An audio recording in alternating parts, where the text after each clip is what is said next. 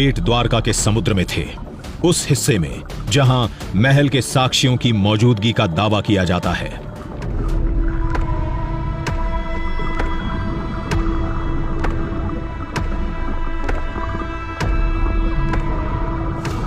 हम तेजी से गहराई में उतरते जा रहे थे जो हमें नक्शे में बताई गई थी, और हमें जल्द ही सफलता मिल गई।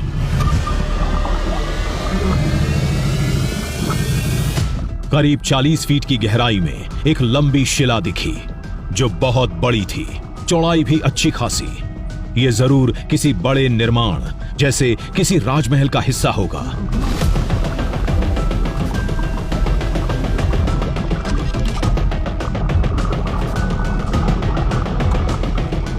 आसपास कई पत्थर थे, सभी का आकार एक जैसा था। ये शायद महल की नींव के थे।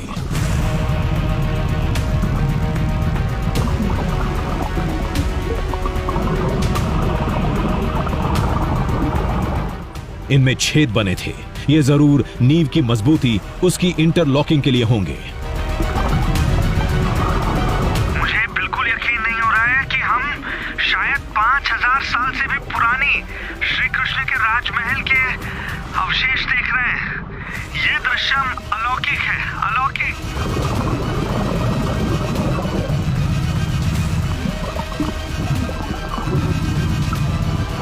पत्थरों की तादाद बता रही थी, यहां जरूर राजमहल जैसी कोई विशाल और भव्य संरचना रही होगी।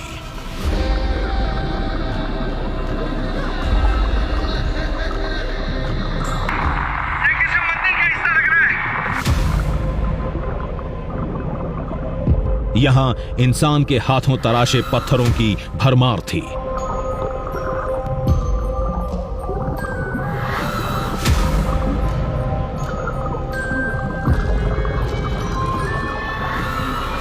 और ये प्रतिमा, इसने जरूर राजमहल के किसी दरबार की शोभा बढ़ाई होगी। ये देखो, ये देखो, ये क्या मिला है?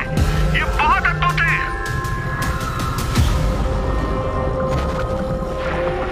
ये क्या? ये तो एक रिंग जैसा दिख रहा है, किसी स्तंभ का आधार होगा। अद्भुत है ये। ऐसा लग रहा है जैसे हम उस द्वापर युग को, उसके माहौल को फिर से महसूस कर रहे हैं। अब कोई शक नहीं है कि ये जरूर राजमहल के ही अवशेष हैं। ये सारी चीजें राजमहल की ही हैं।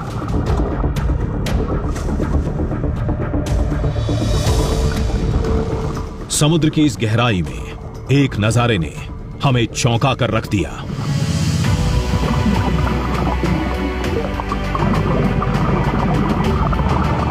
देखने में पिरामिड जैसा लग रहा था। यह किसी स्तंभ का निचला हिस्सा होगा।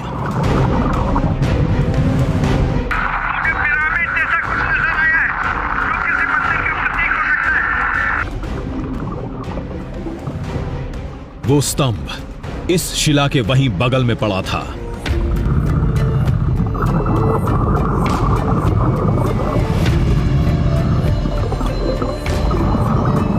हम और गहराई में गए, इस बात से बेखबर कि आगे जो दिखने वाला है वो इस खोज को एक नई ऊंचाई पर ले जाएगा।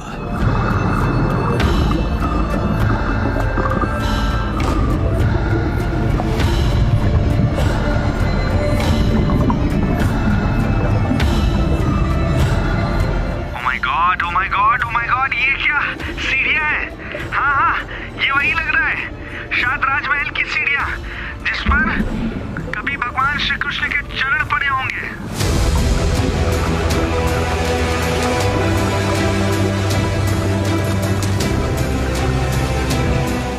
कुछ सीढ़ियों के अवशेष थे, चंद टुकड़े साफ दिख रहे थे। जब इस जगह के हर अवशेष को श्री कृष्ण के राजमहल का माना जाता है, तो ये सीढ़ियां भी उसी का हिस्सा होंगी। अब कोई शक नहीं है कि ये जरूर राजमहल के ही अवशेष हैं। ये सारी चीजें राजमहल की ही हैं।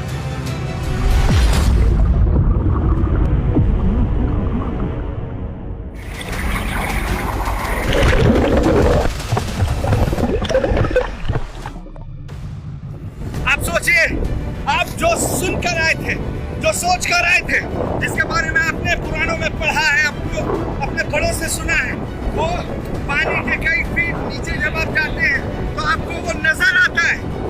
ये कितना भव्य होगा, मैं सोच भी नहीं पा रहा हूं कि जिस नगरी का अवशेष 5000 साल बाद भी सुरक्षित है, वो नगरी कितनी बड़ी और कितनी भव्य रही होगी, कितनी खूबसूरत रही होगी।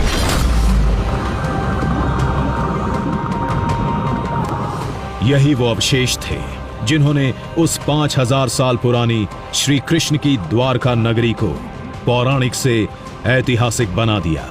जिसे काल्पनिक माना जाता था, उसके वजूद को साबित कर दिया।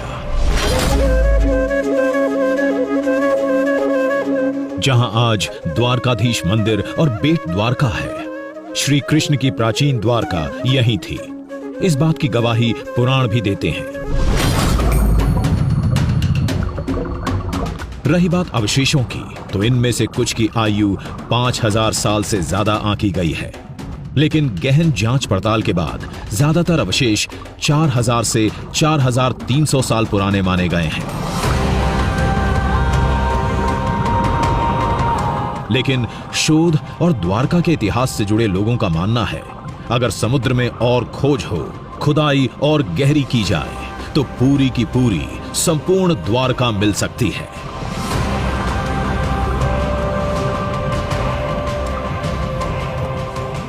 हम लोगों का ऐसा मानना है कि एक बार खुदाई और होनी चाहिए, जिससे 5200 वर्ष का 400 से जब हम 4300 वर्ष तक पहुंच सके हैं, तो जब सचमुच अनुसंधान एक आध बार और हो, तो हमारा जो महाभारत का साक्ष्य है वो प्रमाणित हो जाएगा।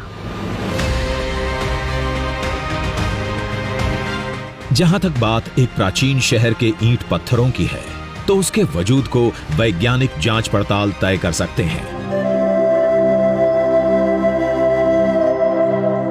जब बात भगवान की बसाई एक नगरी की आती है, तो लोगों के लिए द्वारकाधीश मंदिर और बेट द्वारका ही संपूर्ण द्वारका नगरी है, जहां के कण कण में भगवान श्री कृष्ण से जुड़ी आस्था आज भी बसी है।